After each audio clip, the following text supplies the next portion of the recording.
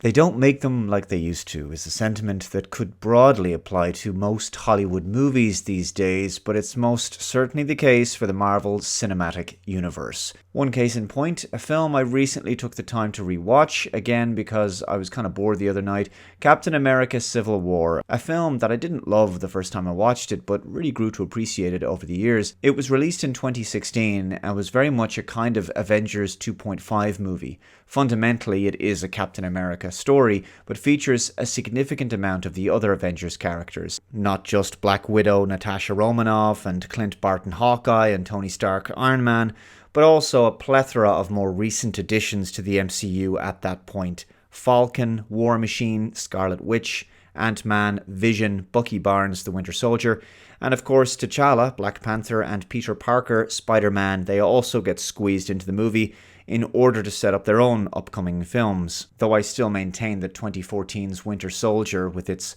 paranoia spy thriller conspiracy plot, remains the best film in the MCU franchise. Civil War's plot is probably a lot more thought-provoking. They genuinely came up with a clever dilemma that offers a source of major conflict for our heroes to deal with, and it would ultimately tear the team apart. Through all of their world-saving hijinks over the years, the Avengers have caused their fair share of collateral damage.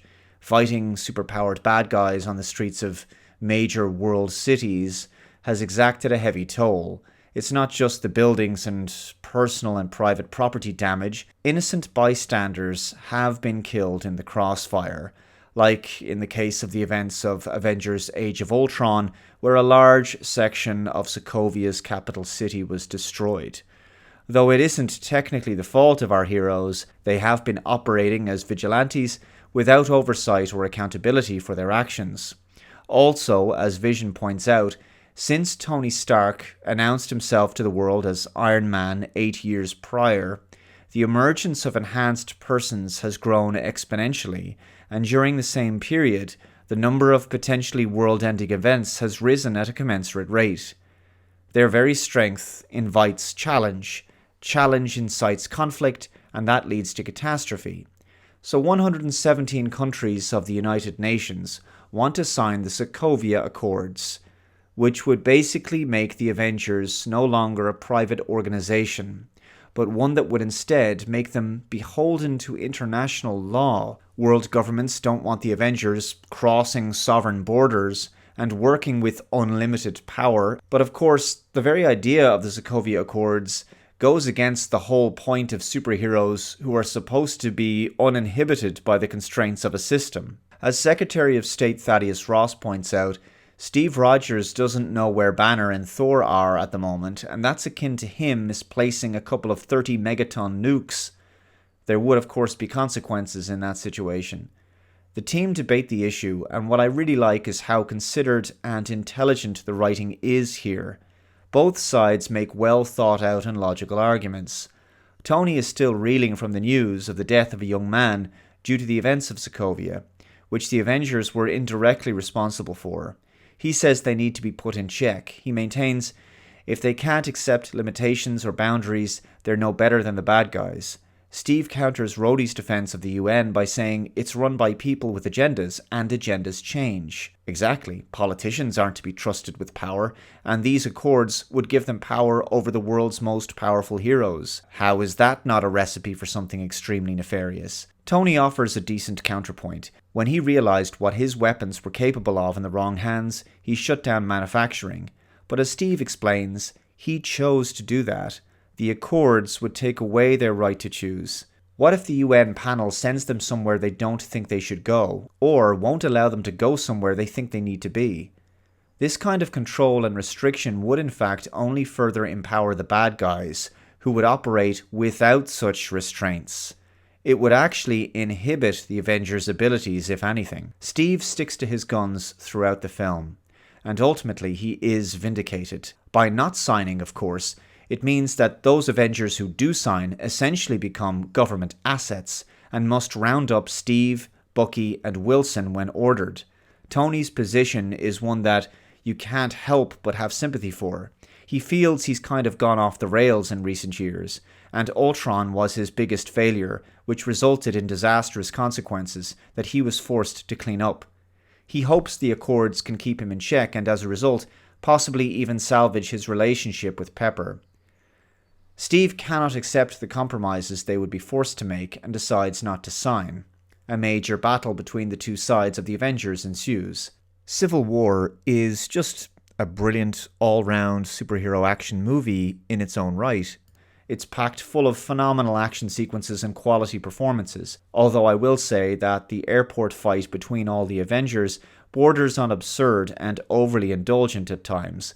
Ultimately, they're all fairly evenly matched, and the action sequence feels like it has no real sense of consequences or stakes because you know that no one is going to die.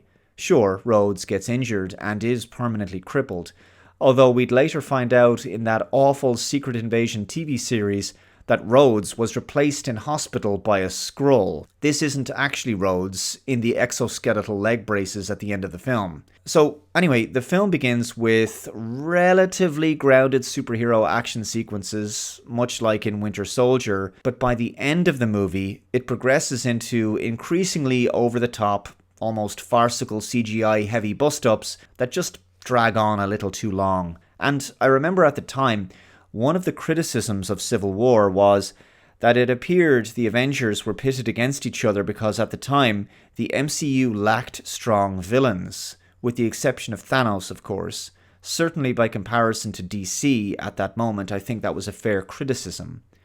I don't think the airport fight was the big highlight of the film for me, nor do I particularly like the film's increasingly gratuitous violence in the final fight between Bucky, Captain America and Iron Man.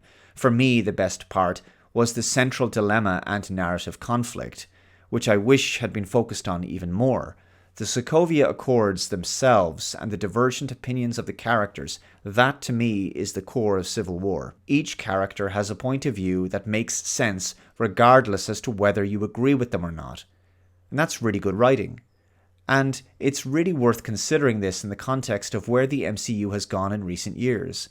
When you consider the plots of Eternals, Shang-Chi, Black Widow, The Marvels, Ant-Man and the Wasp, Quantumania, Thor Love and Thunder, Black Panther Wakanda Forever, Doctor Strange and the Multiverse of Madness, and even the last Guardians movie. I don't think any of those films have demonstrated the kind of nuance and narrative intelligence of the Sokovia plot point in Captain America Civil War.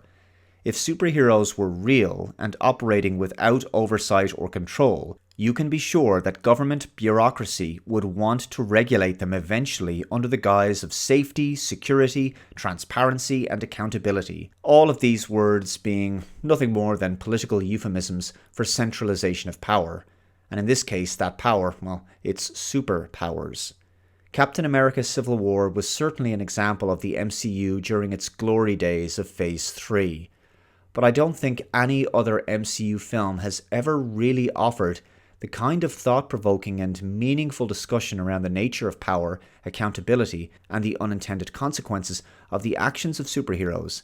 Now, of course, the conflict between the characters was further exacerbated by Helmut Zemo, who pinned a terrorist attack on Bucky Barnes, which is used as an excuse to divide the Avengers into two opposing camps. Team Cap, they're on Bucky's side, and they know that he was set up, and then Team Tony, who are ordered to retrieve Barnes and Team Cap by force and have them arrested. But the core conundrum of the story is a philosophical, political, and moral debate around the consequences of signing or not signing the Sokovia Accords, and whether the international authority of the UN should regulate the Avengers.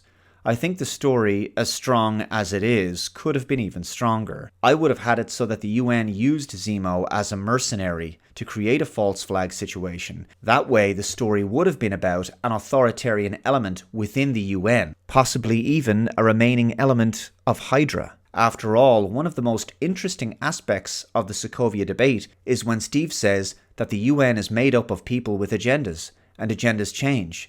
Exploring a politically corrupt organization who gain control of the Avengers and force them to do things they don't believe in or prevent them from being somewhere they need to be.